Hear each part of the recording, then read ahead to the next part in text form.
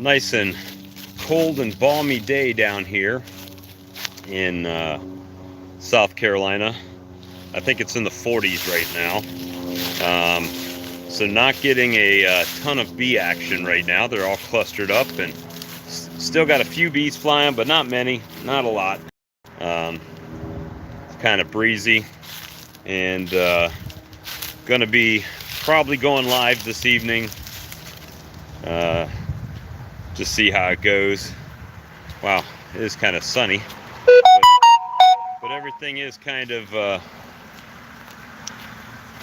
closed up for business today. Just a very few bees out and flying that wanted to brave the cold. Hey, how's it going? And so no bees in the pollen sub, no bees on the feeder, no bees anywhere.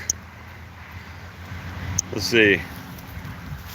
Everybody's nestled in quite comfortable right now. Got this hive over here is showing some signs of action, but not many more. Yeah, we got a couple bees. There's that yellow colony. They got a couple bees going in. Not a bunch. I wanted to thank the people that went ahead and ordered the Ceracell mite check cup. If you were in the co-op, you got the first right of refusal on those. So sold a few of those today. But the Ceracell mite shake cup is on the website and available for purchase there. And you know, just a few bees flying. I'm actually contemplating whether or not to buy a pallet of boxes. So that will be interesting.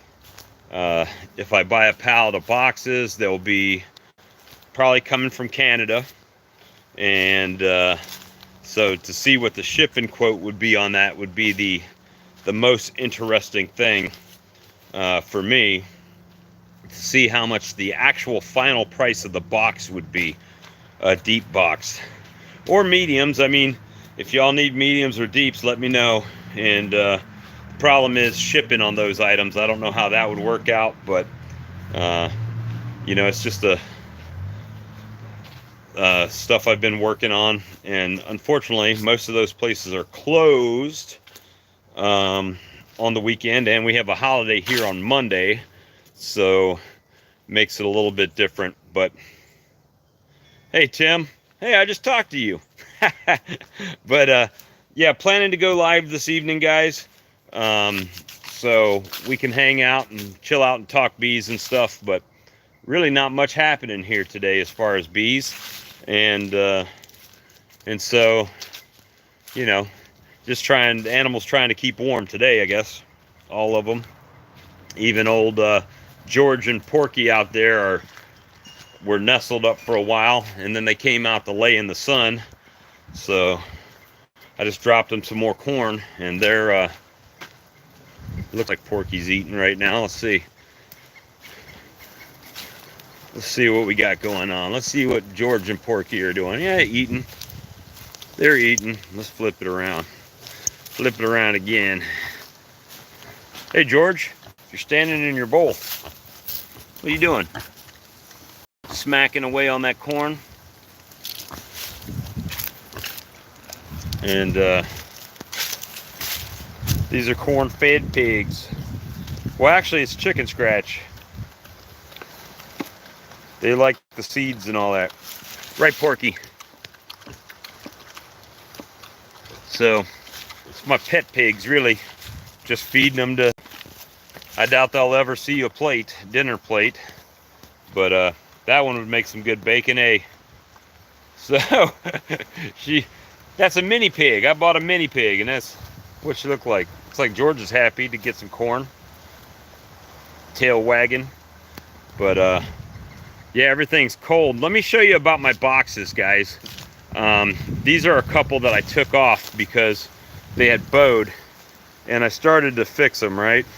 So to give you an idea, what was happening was I took these off and painted them, and I don't know if what condition they're in right now, but let me grab a frame, empty frame out of one of these boxes. And I mean, right now, you see they barely hold on, and that's with me attempting to fix it.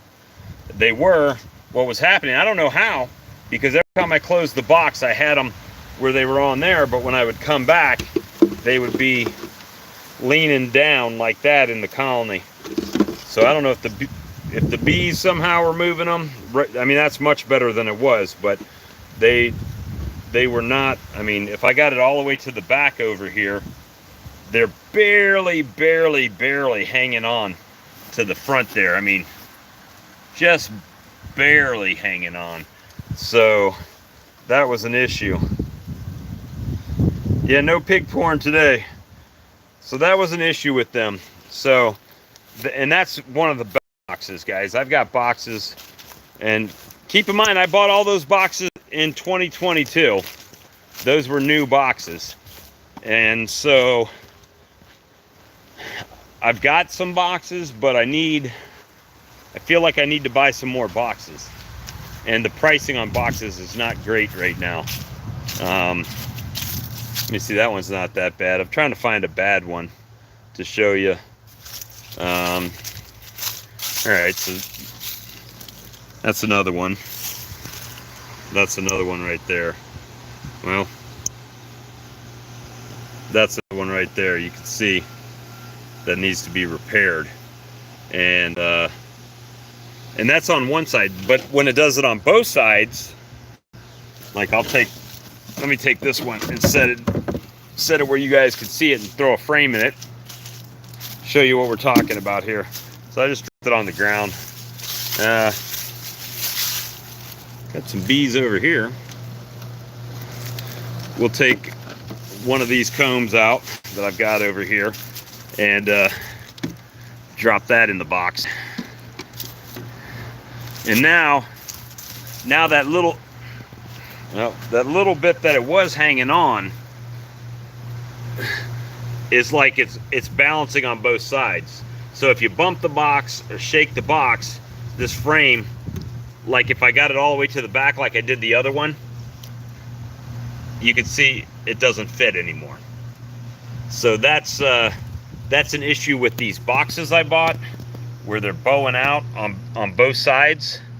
And you know, some people have given me some tips to put those back together, but when you're paying $20-something a box, they should not bow. They should not bow, in my opinion. And got a few girls in trying to get some of this water out of here. That's what they're getting. Some of the water back there out of this feeder that filled up. But yeah, so people wonder about my equipment. So I bought, hey Phil, I bought those boxes pre-assembled. These boxes I assembled, I don't have the problem on the supers. Maybe one. That one right there. That's supers. There's my pallet of nukes and nuke equipment. And then I've got deeps and bottom boards and lids and a couple more boxes over there. But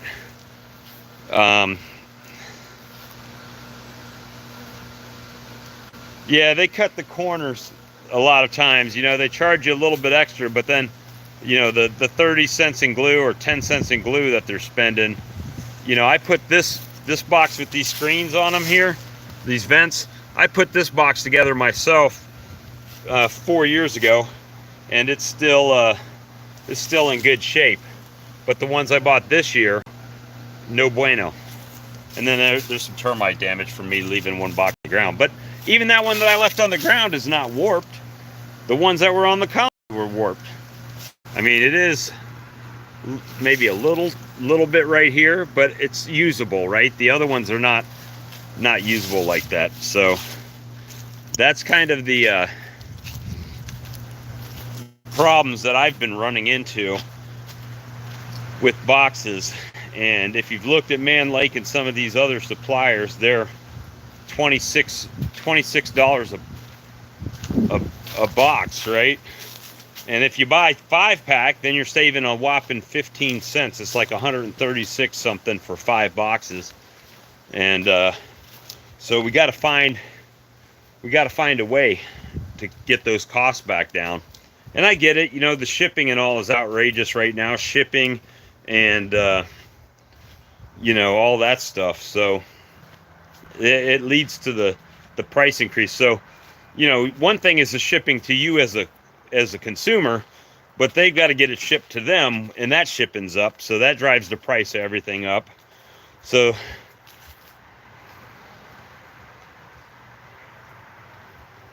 yeah, mine too. So frames and everything, I glue them and they stay together perfect. But the ones that you buy, sometimes you buy them pre-assembled and all, and they've just stapled them together, and you know, they saved 5 cents worth of glue or whatever it is, and that's what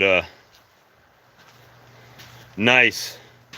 So you know, that's the issues, guys, that we face this year. I think is going to be the cost of expansion.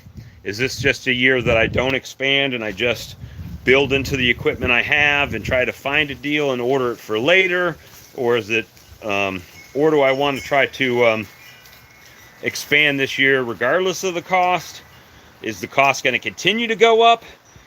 I mean, I think they're making it, I say there, and it's only half their fault, right?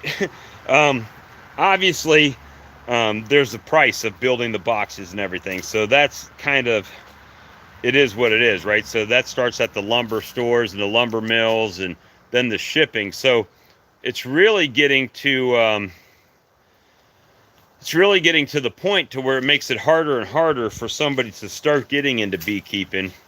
Otherwise, you know, the price of honey's got to go up and everything's got to go up to help offset the price of the equipment.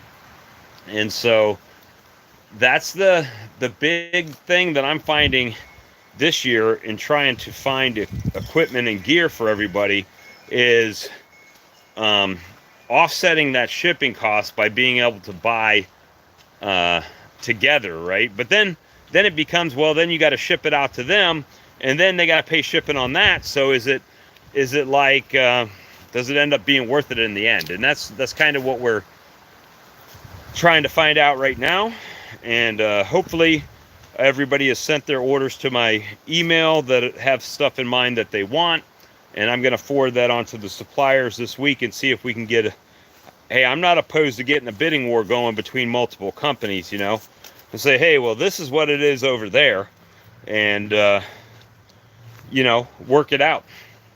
Try to put the squeeze on these big companies to help, you know, 10 people out that are buying together, which I think we got 6 right now that are interested in buying stuff, to try to develop a little bit of a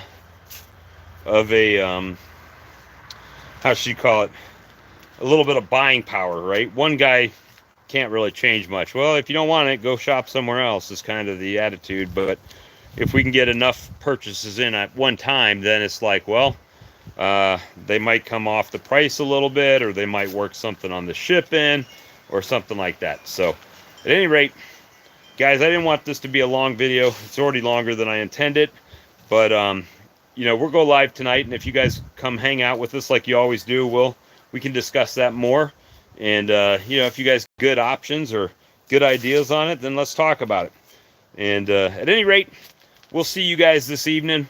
And thanks for watching. Please like, share, and subscribe, and we'll talk to you guys again soon. Bye.